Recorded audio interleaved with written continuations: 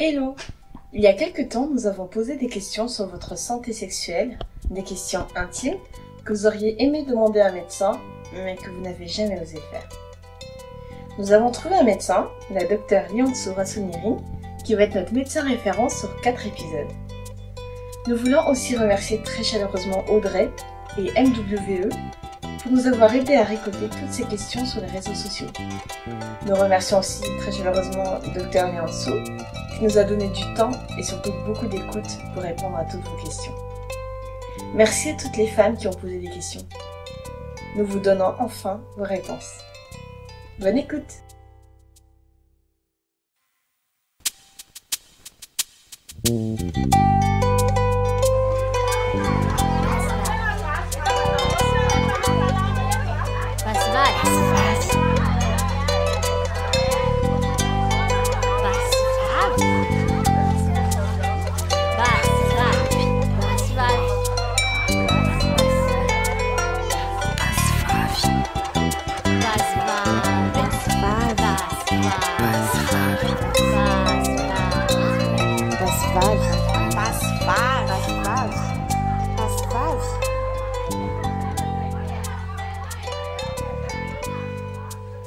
Bienvenue sur BassVav.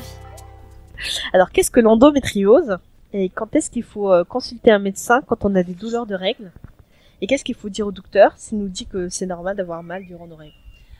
Alors, l'endométriose, ça c'est une grosse question parce que c'est vraiment une question d'actualité. C'est une maladie qui est pas connue, qui est mal connue encore jusqu'à présent et qui en fait encore vraiment l'objet d'études très approfondies. Ce qu'on peut dire de l'endométriose, c'est la multiplication de cellules de l'utérus et la dissémination de ces cellules en dehors de l'utérus. Alors, ce ne sont pas des cellules cancéreuses, comme on peut éventuellement le penser. Non, c'est des cellules qui sont saines, mais qui vont aller se disséminer, se placer en dehors de l'utérus. Donc, ça peut être notamment, le plus souvent, on peut les retrouver au niveau des structures environnantes. Donc, il y a l'utérus, il y a la trompe et les ovaires, mais aussi au niveau des organes qui se situent pas loin de l'utérus. Donc, la vessie, l'anus, le côlon, l'intestin. Ça peut aussi se retrouver dans le vagin. Donc, c'est des cellules qui sont regroupées en amas et qui peuvent former des petites masses. Donc, leur apparition, elles sont liées notamment à des facteurs génétiques. Donc, si la maman ou les tantes, les sœurs ont l'endométriose, on est plus à risque d'en avoir. Des facteurs environnementaux, donc le stress. Et oui, le stress, ça fait pas mal de choses quand même. Oui. Donc, et aussi lié à des facteurs menstruels. Donc, c'est pour ça que, notamment pendant la période de menstruation, on est amené à avoir des grosses douleurs. Voilà. Quels sont les types de douleurs que l'on pourrait avoir quand on a de l'endométriose? Donc oui, donc ces cellules sont pas un petit peu partout et au moment des menstruations, donc au moment des règles, elles s'activent. Forcément, vu qu'elles sont liées à ça, ça peut en donner des grosses douleurs, notamment dues à l'activation ou tout simplement dues à leur localisation, parce que ce sont des cellules qui sont normalement pas censées être présentes. Les grosses douleurs qu'on peut avoir, c'est des douleurs pendant les règles. Des très grosses douleurs pendant les règles qui ont vraiment une répercussion très forte dans la vie quotidienne, c'est-à-dire ça empêche carrément de se lever. La femme est dans son lit et avec une incapacité à bouger tout simplement avec vraiment l'expression clouée au lit, c'est vraiment propre à l'endométriose, incapable de réaliser les choses de la vie quotidienne, ne serait-ce que se doucher, aller aux toilettes, aller faire pipi ou aller à la selle, c'est compliqué. Ça peut aussi avoir une répercussion pendant les rapports sexuels, avec une énorme douleur à la pénétration, notamment au fond du vagin. On a très très mal parce que il y a souvent au niveau du col de l'utérus, c'est là où il y a le vagin puis l'utérus. Il y a des très grosses douleurs donc à la pénétration. On a tendance aussi à faire des infections urinaires, des douleurs au moment d'aller à la selle. Et tout simplement, ça peut aussi être révélé, l'endométriose peut aussi être révélée via un bilan d'infertilité, parce qu'en fait, tout simplement, comme ces cellules sont un peu disséminées partout, elles sont un peu placées partout, ça va au niveau même du chemin propre à la fécondation. Alors je rappelle juste, l'appareil reproducteur féminin, c'est l'ovule qui part de l'ovaire, qui emprunte le chemin vers la petite trompe et qui va se nicher au niveau de l'utérus. Et au niveau de l'utérus, en fait, à ce moment-là, le spermatozoïde, via la pénétration dans le vagin, il franchit le col de l'utérus et va rejoindre l'ovule au niveau du fond de l'utérus. Donc, s'il existe des cellules d'endométriose à ce niveau-là, au niveau de l'utérus et au niveau des trompes, au niveau de l'ovaire, il y a un obstacle au passage. Donc forcément, ça empêche la fécondation et donc l'endométriose est de ce fait une des raisons d'infertilité qui est possiblement, qui serait bien d'explorer. Alors la prochaine question qui vient d'une auditrice, c'est qu'est-ce qu'un fibrome et comment peut-on savoir si on en a? Alors le fibrome, c'est une masse qui se développe au sein de l'utérus, à savoir que cette masse, c'est un amas de cellules saines qui peuvent former une boule qui peut faire jusqu'à plusieurs centimètres de diamètre. On peut les retrouver partout dans l'utérus, au niveau profond et au niveau superficiel. La partie superficielle de l'utérus s'appelle la muqueuse. Elles peuvent se développer autant au niveau du col de l'utérus que au niveau de la partie isthmique, c'est-à-dire ce qui joint l'utérus à la trompe. Et comment peut-on savoir si on en a? On le sait surtout lorsqu'on a des symptômes. À savoir qu'un fibrome est surtout symptomatique au moment des périodes cycliques de la femme, à savoir nos règles pendant la menstruation. Le fait d'avoir un fibrome augmente les douleurs liées à la menstruation, à savoir les douleurs liées à la menstruation, et aussi ça augmente les saignements. On peut saigner jusqu'à plusieurs protections par jour, chiffrées à peu près jusqu'à 6, 7, 8 protections par jour. Des bonnes protections, les protections qu'on utilise la nuit par exemple. Merci. Et qu'est-ce qu'un kyste ovarien alors du coup? Et comment peut-on détecter quand on a un kyste ovarien? Alors un kyste ovarien, c'est différent d'un fibrome, à savoir parce que c'est ovarien, donc la localisation diffère, et aussi de par sa formation. Cette fois-ci, c'est pas un amas de cellules, c'est une structure. Alors, il y a plusieurs types de kystes ovariens. Il y a des kystes qui dépendent du cycle féminin, et il y a des kystes qui ne dépendent pas du cycle. Alors, les kystes qui dépendent du cycle, on les appelle, il y en a deux types, le kyste folliculaire et le kyste lutéal. Alors, le kyste folliculaire, c'est quoi? Alors, lorsque le follicule, c'est-à-dire l'enveloppe, parce que l'ovule, quand il est dans l'ovaire, pour grandir, il a besoin d'une enveloppe. Et cette enveloppe s'appelle le follicule. Et lorsque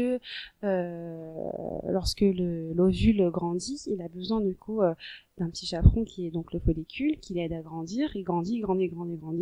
Sauf qu'à un moment donné, on ne sait pas pourquoi, l'ovule n'est pas sélectionné pour être expulsé et ainsi produire l'ovulation. Donc l'ovule se détériore et s'involue et se détruit. Et il reste du coup le petit chaperon qui s'appelle le follicule, qui finalement se retrouve sans rien, et comme la nature a horreur du vide, il se détériore lui aussi et il se remplit d'eau qui grossit. Il peut former jusqu'à plusieurs centimètres de diamètre, et on appelle ça du coup le kyste. Ça forme un kyste du coup folliculaire. Le kyste lutéal, cette fois-ci, ou corps jaune, c'est le kyste c'est le follicule qui aura été de l'ovule qui aurait été sélectionné pour l'ovulation. Parce qu'il y a pour déclencher une ovulation, il faut que l'ovule soit suffisamment mature. À savoir que dans l'ovaire, il y a plusieurs ovules qui sont eux-mêmes chaperonnés par plusieurs follicules. Donc pour un ovule, un follicule. Il faut juste que l'ovule soit sélectionné, admettons que parce que sur des critères hormonaux, morphologiques, voilà, on prend l'ovule le plus développé. C'est lui qui va grossir, et quand toutes les caractéristiques sont réunies, l'ovule sera ainsi expulsé, et le follicule qui l'aura aidé à grandir va rester tel quel d'abord, puis va commencer à évoluer et se transformer en corps jaune. C'est quoi le corps jaune? C'est tout simplement la structure qui va permettre ainsi de maintenir l'ovule dans l'ovule qui sera sélectionné, qui sera implanté pour la fécondation. C'est lui qui va permettre de maintenir hormonalement l'ovule jusqu'à ce qu'il y ait fécondation. Et lorsqu'il y a fécondation, c'est-à-dire que lorsque le spermatozoïde va rentrer dans l'ovule, à ce moment-là, le corps jaune aura terminé sa fonction et ça sera au rôle de l'utérus qui aura du coup l'ovule en lui. Ce sera l'utérus qui sera là pour maintenir hormonalement la vie de l'ovule fécondé. Et les autres types de kystes, alors parce qu'on a parlé des kystes fonctionnels ou hormonaux, il y a des kystes organiques. Donc les kystes organiques, c'est plutôt des tissus qui sont liés au niveau de l'ovaire, qui se développent pas correctement et forment ainsi une petite boule. C'est exactement comme le fibrome, mais au niveau de l'ovaire. Ça forme du coup un kyste donc une formation qui se développe aux dépens de l'ovaire. Comment on les détecte? Généralement, en fait, les kystes, comme je l'ai dit, ont tendance à prendre plusieurs centimètres et ils deviennent lourds. Or, l'ovaire est petit, il fait à peu près, il fait moins d'un centimètre de diamètre. Donc, lorsque le kyste grossit, il a tendance à être plus lourd que l'ovaire lui-même et provoque des douleurs. Ouais, et souvent les douleurs peuvent dépendre des menstruations, mais parfois non, pas du tout. Il suffit tout simplement qu'ils soient gros et qu'ils écrasent les structures environnantes pour être très douloureuses. Donc, comment on peut les détecter? Souvent la patiente, la personne va consulter parce qu'elle a super mal au ventre et notamment pendant les règles, parce que la plupart du temps les kystes sont symptomatiques pendant la période des règles. Donc il faut aller chez le gynéco et ainsi faire une échographie pour les détecter. Et sinon, qu'est-ce que le syndrome d'ovaire polykystique, ou encore appelé SOPK? Alors, comme je l'avais expliqué tout à l'heure, je reviens. Dans l'ovaire, il y a plusieurs ovules et eux-mêmes ont plusieurs follicules. Parce qu'effectivement, ça serait dommage d'avoir qu'un seul ovule dans un ovaire pour l'ovulation. Ça donne vraiment peu de choix pour ovuler, tout simplement. Donc, dans les ovaires, il y a plusieurs ovules. Et les ovules, du coup, sont chaperonnés par les follicules. Et les follicules qui leur donnent les hormones nécessaires pour leur développement, les ovules grandissent, sauf qu'à un moment donné, du fait d'une insuffisance hormonale ou d'une insuffisance ou un trop plein, ça dépend. On va dire lorsqu'il y a un dysfonctionnement hormonal, l'ovule ne grandit pas correctement. Donc ils sont gros, ils peuvent atteindre jusqu'à 3 cm, sauf qu'il y aura jamais d'ovulation. Il n'y a pas d'ovule sélectionné, il n'y a pas de follicule sélectionné pour l'ovulation, et les ovules restent dans les ovaires. Ce qui fait que en fait les ovaires se retrouvent avec des gros ovules qu'on appelle les ovaires polykystiques. Alors polykystique, on va dire que c'est une mauvaise appellation, mais qui est restée comme ça parce que tout le monde l'a en tête de manière commune. On a cru au début que c'était des kystes, mais en fait non, c'est juste des ovules qui ont mal grandi, qui ont été mal développés. Voilà. Alors le syndrome des ovaires polykystiques, parce que moi j'ai expliqué ce que c'était que les ovaires polykystiques. Le syndrome des ovaires polykystiques, c'est justement toute la répercussion hormonale liée à cette anomalie de développement des ovules. C'est-à-dire que comme il y a une insuffisance ou un trop plein d'hormones, donc un dysfonctionnement hormonal, chez la femme, ça peut s'exprimer de manière visible par un hirsutisme, c'est-à-dire qu'on a une grosse pilosité, une tendance à faire un diabète ou à avoir des développements, on va dire des os assez importants. Du coup, comme il n'y a pas d'ovulation, il n'y a pas le nombre de règles est diminué. La fréquence des règles est diminuée, et d'autres types de troubles hormonaux. Maintenant, c'est quelque chose qui se traite très très facilement. Il faut avoir le gynéco et avoir le bon traitement hormonal. J'ai vu aussi qu'il y avait une grosse poussée d'acné aussi. Oui, la poussée d'acné, ouais. Une tendance à avoir des peaux grasses. En fait, voilà, c'est vraiment lié à un problème hormonal. Et je vous rassure, le syndrome des ovaires polykystiques, c'est mal connu de manière commune. Mais chez les médecins et les gynécologues, c'est quelque chose qui est assez répandu, qu'on voit assez souvent en consultation. Et il suffit tout simplement de trouver le bon traitement hormonal pour que tout rentre dans l'ordre. Et quelles sont les autres maladies de l'appareil reproducteur féminin qui pourraient impacter la fertilité?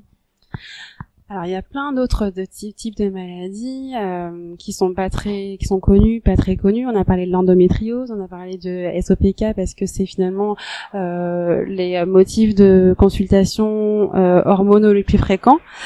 Mais il faut savoir que les autres types de maladies d'appareil reproducteur, on peut en trouver plein. Ceux qui sont liés à des médicaments. Médicaments que soit la femme aura pris ou soit la mère de la femme aura pris. Effectivement, il existe des médicaments qu'on dit tératogènes ou qui peuvent affecter le développement de l'appareil génital féminin dès la grossesse, qu'on appelle in utero. Donc médicamenteux, il y a des maladies inflammatoires, les maladies auto-immunes.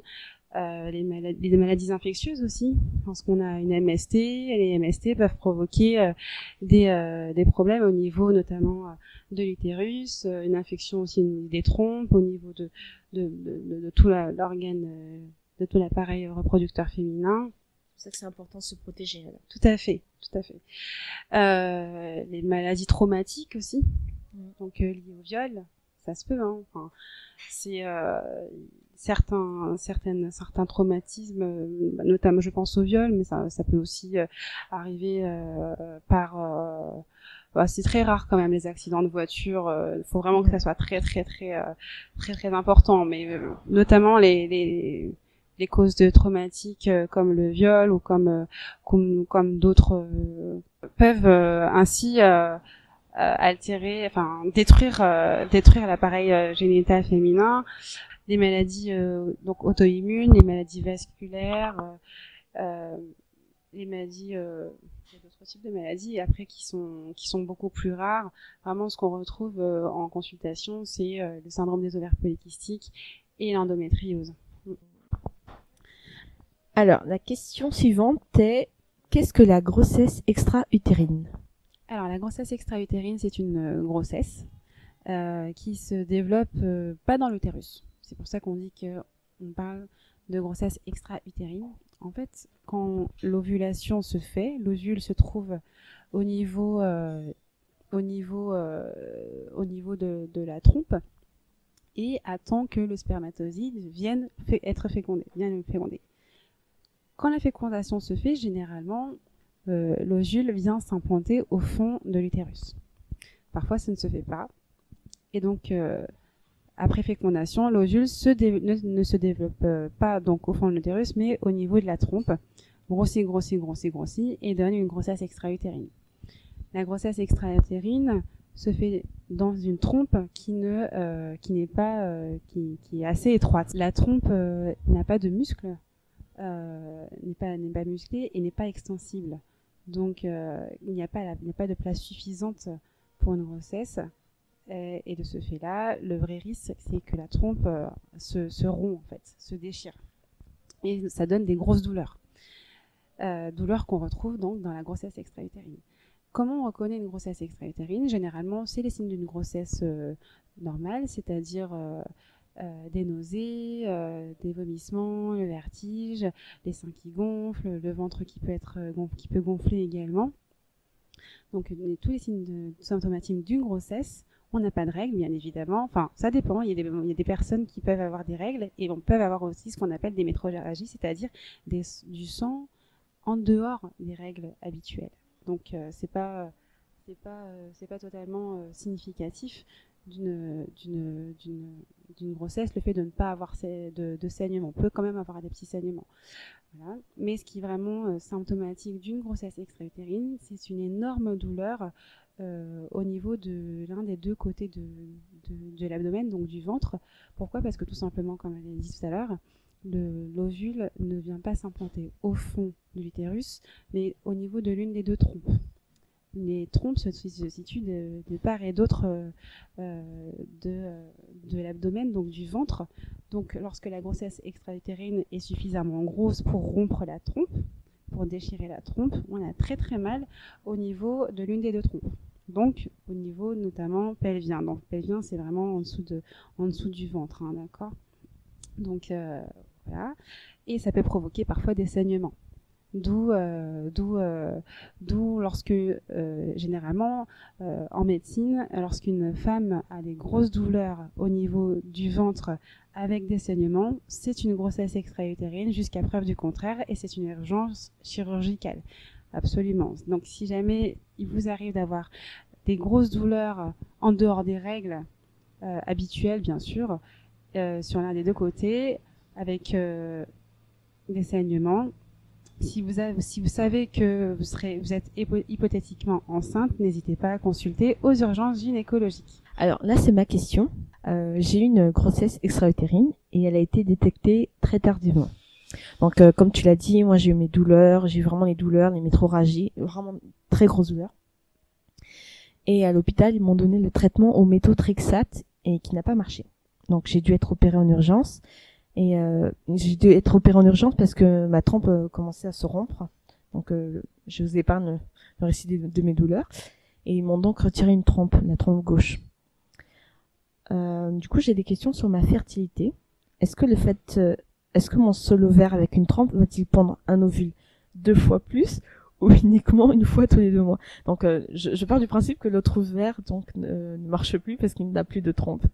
Donc est-ce que du coup je n'ai plus qu'un qui marche avec je n'ai plus qu'un ovaire qui marche parce qu'il a une trompe, et est-ce que cet ovaire-là va prendre un ovule 2 fois plus ou uniquement une fois tous les 2 mois? Je sais pas si ma question est claire. Oui, tout à fait. Alors pour rassurer tout de suite, la grossesse extra-utérine et le fait d'avoir eu une trompe en moins n'impacte pas la fertilité. La trompe est en réalité un tuyau.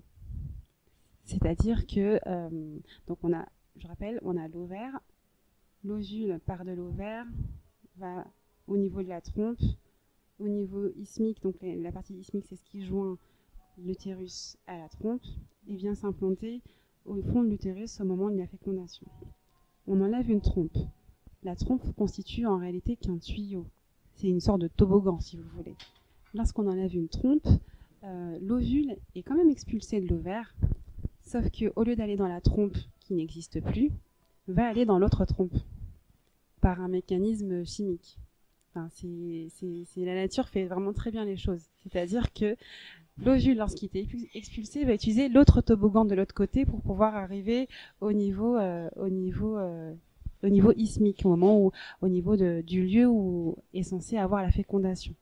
Donc, pour toutes les femmes qui ont eu une grossesse extra-utérine et qui se sont vues retirer leur trompe, pas de panique, l'autre toboggan qui est l'autre trompe peut constituer tout à fait une autre voie d'insertion de l'ovule vers un autre chemin de l'ovule vers la partie vers le lieu, donc vers la partie isthmique de l'appareil reproducteur féminin, et peut tout à fait accueillir une nouvelle fécondation.